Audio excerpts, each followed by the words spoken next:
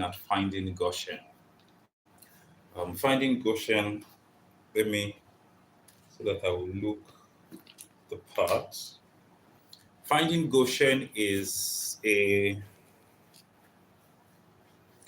it's something that is peculiar for the times, and it's something that is relevant in this time. And as believers, we need to begin to actually come to terms with reality of things. However, even though we are subscribing to reality, we cannot take away the place of faith. Okay, so this is very important. Now, when we look at the current situations and everything that is happening all around, it actually tells or shows that there's a level of helplessness, there's a level of hopelessness. There are lots of things that are brewing that begins to send a particular kind of message. And what is that message? Things are not going to get better. Things are going to get worse. Can you look all around you? Can you see the political space? Nothing is working. Can you see the economic space? Nothing is working. Even socially, we are seeing rebellion, we are seeing protest, we are seeing this, and we're seeing that. And all of these things are selling an image. They are selling an idea, selling a sort of reality to you. Now, the moment you begin to believe this reality and you begin to conform to it, then you are bound. That's what it means. Now, it does not remove the fact that what you are seeing is a reality. That means people share that experience. People are suffering from that experience. People are observing pain, and troubled times from these experiences. Of course it is. You cannot discount that. But that should not be your position, because there is a more excellent way. Now, first and foremost, what is the history of Goshen? Goshen is a land in Egypt towards the eastern part of the Lower Nile. And it was the land that Joseph secured for his people when Israel first came to Egypt. The first thing was that there was famine all around the land, all across the world. And so every nation, people, families were coming to Egypt because Egypt already had the technology and the wisdom to store grains in the time of plenty. Not many nations had that foresight. The same way a lot of people now did not have the foresight to store when things were abundant about 7 years ago. But now we are already seeing the signs that things are getting bleak, things are getting scarce, things are getting troubled. And so a lot of people will have no hope except to go to the people who seem to have. And that is when a commercial system begins with that. But before we get ahead of ourselves, because of the influence of Joseph, the Pharaoh preserved a land for his family, his people. That's Joseph's family and people. And that land was in Goshen. Now, Goshen was a fertile land, was close to the river, so it was bound for economic prosperity. However, after a while, the Israelites began to multiply tremendously in Goshen. And then it became a concern to the powers in Egypt, especially when a king that no longer regarded or knew Joseph came on board. And then because of the might, the human resources of Israel at this time, they began to script a way to use them and attack their minds. And so that was where they put them in bondage. It wasn't direct bondage, it was gradual. First and foremost, they began to move them to do things that were not befitting for them. And then they began to withdraw supplies from them. And then they began to see what ways to kill their children, their male children, and make life difficult for them. And so they brought mental chains to them even before the chains became physical. So when all of this had happened, after a while, 400 years, 430 years, God sent a deliverer. The home of Israelites at that time was still in Goshen. So when God sent Moses, and then the whole plagues and all of those things happening, there was a sort of immunity in Goshen at that time. So in our times today, why is the metaphor of Goshen important for us? It's important because we need a place of security, a land of security, a place, an economy that secures us from what the majority or the bigger space will begin to experience. And that's why Goshen is very key. And because there's nothing new under the sun, everything that is happening has happened in one type or form. And so we can always borrow wisdom from the things that has happened and then use that wisdom, innovate upon it to make it relevant to our times, and then move with it. That is what Finding Goshen is going to be all about. The goal of this is not just to pour information at you. The goal of this is to bring empowerment to you, to make you to understand what you can do and what you should do in this time and in this season. Okay? So I do not hope that this is going to take a lot of time. I'm just really going to go diving into it so that we understand what is expected of us and some form of wisdom or intelligence that we should take. So Goshen was a place by the river, very fertile ground. It was very good for planting grains and rearing stock, that's livestock. So it means that it was a land that supported prosperity. It's important to begin to find a place that supports prosperity. But here's the caveat. A while ago, when people began to look for prosperity, they go to places. But now it's changed a little bit. Prosperity is no longer only in places. Prosperity is in people. So it means that there are certain man-make that have a system of prosperity. And so it's in that time where people were finding places where there were prosperity. In this time is to find people who have mastered finance, prosperity, and have a lot of things working for them, and then find a way to negotiate or barter with them. Okay? So Goshen is also a place that brings sustenance in a time of famine. Okay? And many of the things we are experiencing now are signs of famine.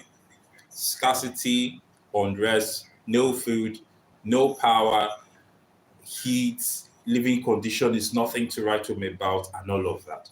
These are signs of famine. And famine is not only physical. There's mental famine. There is spiritual famine. For example, when the most productive category of a nation have an exodus, that is famine, intellectual famine, human capital famine. Okay, so we need to understand it and see that this famine we've been talking about, we've actually been seeing signs of this famine, but we did not realize. We were not discerning. So when there is that Japa syndrome, a lot of people living for the UK, living for Canada, living for the US, it's a sign that famine is encroaching the land. Because the people living are not dull people. They are the smart people. They are the youths, those who have the power to work. And when they move in droves out of a place, it's just like the productive crop of a place no longer produces. What do you have? Famine. Okay, so it's important for us to begin to look back and see the signs that we probably have missed. Now, that will help us going forward, that when we begin to see certain patterns, certain trends, it should inform us to begin to prepare about things. For example, in 2023, there was the Naira scarcity. That's also a sign of famine. Naira devaluation is a sign of famine. Inflation is a sign of famine. It might not be physical famine that has to do with agriculture, but eventually it's something that would affect the land, the people, resources, and our state of well-being. Okay? So it's important to know that. Now, what exactly is Goshen and how can we typify it in this time and age? First and foremost, Goshen is a location. There is a place that has the climate, the atmosphere, the blueprint of a Goshen. A fruitful land that has resources, that has human capital, low crime rates, high prosperity index, good GDP. These are signs of Goshen. And there are many lands across that fit that description. But beyond that, it's important to know that Goshen is not just a location. Goshen is a heart condition. That's why I said at the beginning that prosperity is not only bound in locations, prosperity is bound in people. There are people that connecting with them increases your chance of prosperity. Just like there are certain lands that living in them increases your chance of prosperity. Okay? So if you cannot find the land, find the people. If you cannot find the people, find the land. But by no means, don't miss any of them.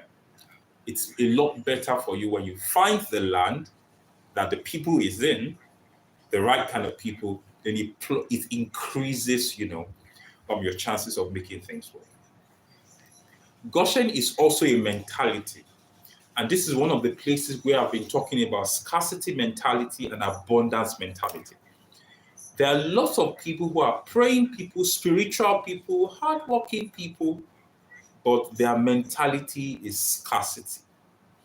And the bad thing about scarcity mentality is a program. It means that no matter what you do, no matter what you have, no matter what you are becoming, if that is the program in which you run with, you will always come back to the programming. A scarcity mentality lets you know that things are limited. You cannot always have things continuing for a period of time. You know that in life, there are up times and there are low times. That's a scarcity doctrine. They will tell you, always look for, they are save for the rainy days. Now, these are scarcity doctrines. There are times when you have to give your all. You not always have the best of times. This is scarcity doctrine. And many of us have lived in these things all our lives without knowing. Okay? But this is where it's important that to take an audit of your life and to find out if you've actually been living under the culture of scarcity. The moment you find that, it's not about praying that God take me out of scarcity and remove scarcity. It doesn't work that way. The only way to leave scarcity, the program of scarcity, is to subscribe to another program. You cannot live in a vacuum and expect things to work for you. So the only way to live a scarcity mindset or a scarcity doctrine is to embrace abundance mindset or abundance doctrine. That's what it means. So how can you now tell? The thing is, what are the differentials? What differentiates a scarcity mindset or a scarcity programming from an abundance mindset or an abundance programming? And I've said it before, and I'll use the same example. When it comes to resources, how do you think? Do you think in terms of a or you think in terms of the seas? So another way to do this is if the things you can do is actually limited by the amount of money you have, it means you're operating in a scarcity civilization. But so if you are unlimited by how much you currently have, but you know that you can get anything by putting certain structures and systems in place, that is abundance mindset. So I'll give you an example. You need to buy a car and the car is 20 million. And you check your account, you only have 9 million. A scarcity-minded person will say, Aish, I need 11 million naira to get this car. So you are emphasizing your limitation, the things that will not allow you to have that car. So that's a scarcity mentality. It means you have scarce resources. And as a result of that, you can't have what you desire. Abundance mentality is, how much does that car worth? 20 million. Okay. I currently have 9 million naira in my account. Can I put this as a down payment for the car? And then I'll pay in installments. See the difference. One has already started negotiating. The other has sent themselves out of the room because they don't have. Your negotiation coefficient is affected by your mentality, and that scarcity mentality or abundance. Now, it doesn't mean that that abundant mentality person has all the money. No. But he knows that, okay, I have a house, I can get a loan, I can provide a certain service that will give me this kind of money within 2 months. They're already putting systems and structures in place. That is abundance mentality. You don't have to have all you need, but you know that you have the capacity to get anything you want. That is abundance mentality. Someone who works in scarcity mentality in the corporate space is someone who has never questioned the salary they earn. Whatever they give you, you are thankful that at least you have something to go home with. And you comfort yourself with stories like, at least there are some people that don't earn as much, or some people have even been laid off. So we thank God that I still have a job that provides a salary. That is scarcity mentality. Abundance mentality is someone who is driven by good ambition, knows their value, and can demand their value based off of results. An abundance mentality person will go to the HR or the management and say, I believe that the current salary I earn should be doubled or 10% or 20% increase. And this is the reason. In the last 3 to 4 months, this company has made 20 billion naira. And out of that 20 billion naira, 11 billion has come from me, from my connection, from the work that I did and all of that. So you have fact to prove that you are doing the work that demands that you should be getting an increase in salary. And then you present that to the boss. The boss, any wise boss knows that if you are getting more than 50% of the cash flow that comes to a company, you are not someone that you want other companies to poach. And they will do everything to satisfy you. That is abundance mentality. You are doing the work, you know the value, you are getting results, and you know what you deserve, and you can demand for it. There are lots of people who have never asked for a salary increase because they are not doing above and beyond. There is no result they can point to that it is expressly the benefit of them being in that organization. And so it's important for you to begin to find out, are you actually working in the programming of scarcity, or you are working in the programming of abundance? There is a confidence that comes with someone who is abundant in their mentality. They don't see anything as a limitation, they see it as a challenge. And then they begin to put systems and structures in place to combat that challenge. They're always getting better. That is the abundance mentality. Now, a scarcity-minded person is always looking for help. They don't have what it takes to provide their own needs by themselves. They're always looking for people who will help them out. They depend on pastors to pray for them. They depend on government to provide jobs for them. They depend on employers to pay their salary at the end of the month. They're always needing help. Meanwhile, someone with abundant mindset always looks for opportunities to prove themselves and to grow. A scarcity-minded person is ignorant. They don't have the right kind of information they need to get better. They are not increasing, they are not improving, they're always going down. That's a scarcity-minded person. So an abundant-minded person has the knowledge. So knowledge is not a game that you can beat them on. Also, the scarcity-minded person is always dependent, like I've mentioned, while the abundant-minded person understands interdependence and is able to use that to work. So that is the mentality part. Now, Goshen is also a government. It exerts a certain level of influence because of the prosperity that comes from the land. And we can see that when the Egyptians began to envy the Israelites that were in Goshen, because Goshen was becoming powerful, was becoming influential, was becoming prosperous, and they saw that capital that was brewing as something that could contend against them. So Goshen is always a place of government. There's always control. There is power there. Okay? And this power can be with people.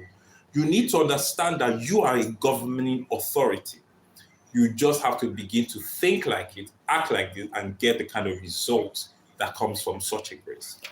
And then the final thing I would also want to touch here is that there's an economy in Goshen, like I've mentioned. It's close to the lower Nile. It's got very good land, fertile ground, so you can grow things in it. Goshen encourages grains. One of the things I've mentioned is that a lot of, especially religious people, are putting themselves in precarious positions because all they do is pray, forgetting that there is a responsibility of God and there's a responsibility for people, for you. For example, God will not give you bread. God will give you seeds to plant grain. And then from that grain, you produce your bread. The issue is that a lot of people are praying to God for bread.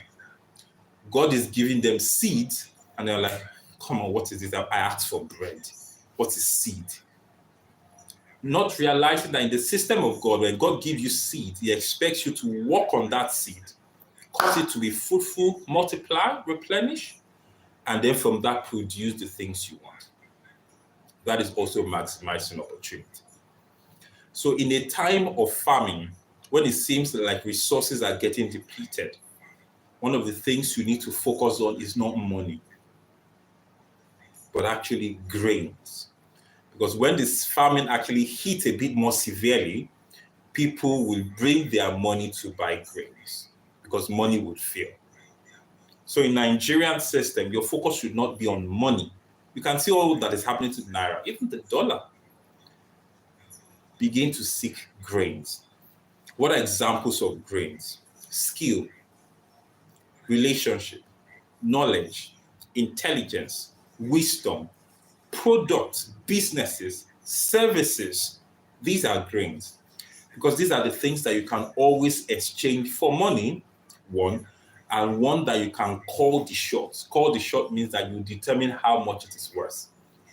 So anyone in this season, if all your confidence is on 9 to 5, that's no matter how much they pay you there, that's a dangerous place to be. You must be able to trade your knowledge, your experience, your skills, something you have for money. And the kind of money where you are the one that determines how much you are worth. So it might be better to go into services-related businesses because you can call the shot, be good at it, be excellent at it so that people can see the value, and then you say, this is how much I want. Or you have goods and you are close to the source and you can get a lot of it and push it to the market as quickly as possible. Okay, so these are some of the ways to think in terms of getting grades and how to actually make things work for you. So one of the things you need to understand is that Goshen is from Egypt. And so sometimes you have to go into the place where you think is dangerous, the place where you think is not the right place to bring out something. And that has been how God has worked. God calls light out of darkness. God calls the living out of dead places. A valley full of dead bones, he brings life into it. And so when we're in a dark season, when we're experiencing things like famine, these are actually good recipes for God to call things out of it. Out of the famine, prosperity can come. Out of the darkness, light will come. Out of despair, there will be good opportunities and prosperity. And it is someone with abundance mentality that begins to see things this way. Anyone who is scarcity minded will not even see anything. You need to switch to that abundance mentality to begin to see things that a lot of other people are not actually seeing. The other thing is that a lot of people who are being affected with this scarcity in this season, they don't know the right things. They don't know the important things that will take them out of these situations and out of this season. And these are things you need to master. And these are things you need to have control over. And these are things you need to have a level of power in, the kind of power that gets you results. So they are in the areas of spirituality, they are in the areas of finance, they're in the areas of politics. If you would have to go take an online course, I know there might not be online course on spirituality, but in the areas of finance and politics, if you have to take an online course to master an aspect of this thing, please do, because you need these skills. Okay, you need to study finance. How is the economy going? What are the indices that affect inflation, and how does that go on the long term? If you join like a network of people that talk about these things, economic indices, financial indices, personal finance, personal economy, begin to push this knowledge into you and begin to understand how this system works. That is how to grow in the needed skill that will take you out of this era of famine. The other thing is politics. There's a lot of money in politics. The richest sector is the political sector because they are the ones that have influence with finance. So understanding politics doesn't mean you're going for political positions. So get this right. It's knowing how control works, knowing how influence works, knowing how allocation of resources work in a way to service certain interests. That's politics. Okay, so when you combine political acumen with financial acumen, with spiritual acumen, you're unbeatable, brother. You're unbeatable, sister. And so you need to master this thing. It's not just about praying long hours. Prayer is good. Faith is good. But where is the result? Spirituality is getting results. Religion is activity focused. So you need to understand that we're not talking about religion here. We're talking about spirituality. What are the spiritual practices you can engage in that will get you results? What kind of results do you want? The power to heal the sick is a result. The power to command favor is a result. These are spiritual things. Okay? So it's important to invest in those areas, spirituality, finance, and politics in that order. Spirituality is the highest, then finance, and then politics. So it's important to do that. The people who will be relevant in this season are the people who master this trident. Okay? And you cannot play the ignorance game. You cannot play the victim game. You have to go for the authority. You have to go for the power. You have to go for the influence. Okay? This is how to make things happen. Remember, I said prosperity is in people also, not just in places. Okay? And the final thing I also want to mention is you need to understand that your life is building something. Scripture says that you're a city set up upon a hill that cannot be hidden. And that means that your life, you are the CEO of your life. Your life is like a project. Your life is like a company. Your life is like an establishment. And the kind of decisions you make will guarantee whether you turn out well or not. If you want to know how well you've been doing, how much money is in your account, what are the levels of quality relationships you have? Can you influence people? Can you influence culture? What's your spiritual life like? Do you have investments? These are some of the things to consider. What's the quality of your job? Are you living in the best of places? Now, by best of places, I'm not talking about the most expensive of places. I'm talking about the best of places where you have the best of opportunities. So take an audit of your life and begin to question them, and check yourself and begin to see the kind of results you've had in the last 12 months, 6 months. Is this the kind of life you want to live? If you are not satisfied with the kind of life you're currently living, you can do something about it. improve your competence and knowledge in spirituality, finance, politics, and you see things begin to work. One other thing is that a lot of people do not understand the investment in knowledge. And some of this knowledge can be got via mentoring, via coaching, via discipleship, and all of that. You cannot live life alone in this age. You've done it for the most of your life. See how it turned out. In order to do better, you must connect with people who know better and have the results to prove for it. So go for mentoring, go for coaching, find a sponsor, find someone you would work with, study partner, accountability partner. Do you want to travel out? Who else has that same interest? Collaborate. That is already thinking political because your interest-based groups are political in nature. And so you need to understand that this is how you have to begin to behave. And this is how you have to begin to restructure your life. 2024 is going to be a very daring year. It's a year where you have to work on yourself spiritually, financially, politically. I can assure you, if you will master these three areas, you will be unbeatable. Now, I know it might take a lot of time to do that, but if you find alliances with people who have mastered these things, don't let them go. Make them a part of your personal economy. And then you see how you begin to grow. You see how opportunities begin to come. You see how finance begins to come. You see how influence begins to build. You don't have to wait for the government for anything. The government is actually made up of people who have political interests. That's government. So it might be political interest, financial interest, spiritual interest, but it is still interest. Politics is interest-based. That's why those who are enemies today can be friends tomorrow when their interests collide. And so it's important for us to begin to see things in this light. Now, the core of this session is just to awaken us and to give a set of enlightenment and possibly empowerment that you will begin to know what to do and the areas of your life you've been given to chance that you need to go back and pick it up and make something good for yourself. Okay? So that is how to find Goshen in this season. You cannot wait for manna to drop out of heaven. No, you've got to plant grains now. And plant grains, get the seeds, and make your bread. That's how to make things work. Invest. Join the investment community. Study the investment market. Do your due diligence and know where money is going.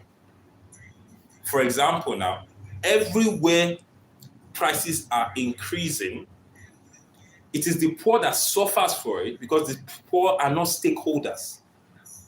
The way not to suffer much from this thing is have a stake in those places. The price of cement is 15,000 naira. Okay, do you have shares in the cement industry? The reason why you are complaining is actually because you don't have shares. If the price of cement increases, it's a good thing for the stakeholders. So buy stocks in the cement industries. Bread is increasing, food is increasing, transportation is increasing. Put your legs there. Let your money speak for you in this area.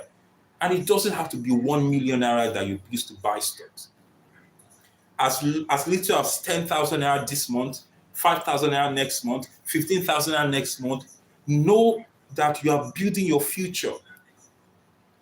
When you are building something, your life does not go on hold.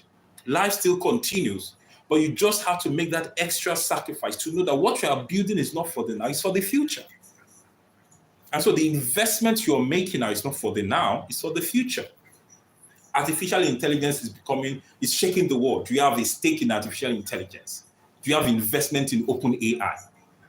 Think about it. This is how to find Goshen. This is how to create and build Goshen for yourself. Instead of waiting for things to get better. What if they don't get better? You have to get better. That's what it means. Okay? So this is just the crux of what I want to share with you. Get spiritual acumen, get financial acumen, get political acumen. That is how to thrive in this season. A lot of that entertainment thing you're doing on Instagram and Facebook, reduce it. Spend your time on more productive things. Make more money with your time. Be a consultant. Trade knowledge for money. instead of just wasting the time. That is how to build your Goshen. Okay, so if you need more information on that, you can always pop me with a question, and I will see what I can do, to respond to it. But time is of the essence. Whatever is worth doing is worth doing now. Now is the time to make the investment. Now is the time to make the decisions. Now is the time to plan for your future. Things may get rough, you've got to get tougher. And so while the inflation is increasing, invest in real estate, invest in agriculture. Okay, Boko Haram or terrorists are affecting people who are actually on that land, but invest in the industries. The things that, that's why I will be ending with this scripture. The Bible says that store up gold or store up money, store up finances in heavenly places. What did he say? He says, places where moths do not touch, corruption do not come. So the intelligent way of engaging finance and resources is away from all these hula balloons of the ground level activities. Rise up, go up the chain, invest in companies, in corporations, have a share, have a stake in them. So that when they're now having annual meetings, inaugural meetings, because you are a shareholder, you have access to those places. Access is important. Relationship is important. And these are things you need to build. Okay, I really do hope that some of these things that I've mentioned will help you in some sort of way. But this is just my own part of bringing enlightenment and information to people out there. Okay, and I really do hope that you make your life better with this. Until we see again, I will always say this. May we always walk in the face of the Lord, unleashing soteria, lambano soteria. Keep being better. Improve yourself. Don't stay at a point. How can you earn in FX? Naira is increasing to the dollar. So what can you do to start earning in dollars? Can you have a book and put it on Amazon and charge in dollars? Can you have a product and put it on Amazon and charge in dollars? Can you go for a remote job that asks you to do simple things and earn in dollar? Do you know that if a Nigerian earns 1 naira a day, in order for that Nigerian to earn equivalent of what someone who earns $1 a day, that Nigerian will work for almost 4 years to meet up. Now, that's a bummer. And so it's better for you to just earn in the stronger currency and keep growing your wealth. Build your Goshen. No one will build it for you. You have to take the initiative. You have to bear the risk, but you have to build. And the way to do it is to connect with people who are also building. And that's interest, remember, political. And then finance, have a personal economy. And then spirituality, know your God. Pray, get favor, get goodwill, and all the other things that money can offer. So this is where I'm going to just stop here today. I will put this on YouTube for maybe like 48 hours. People can just watch it and learn again from it. And I really hope that you really get a lot out of life and things get better for you. We're going to see you on the other side. Thank you for joining, and have a wonderful day. God bless.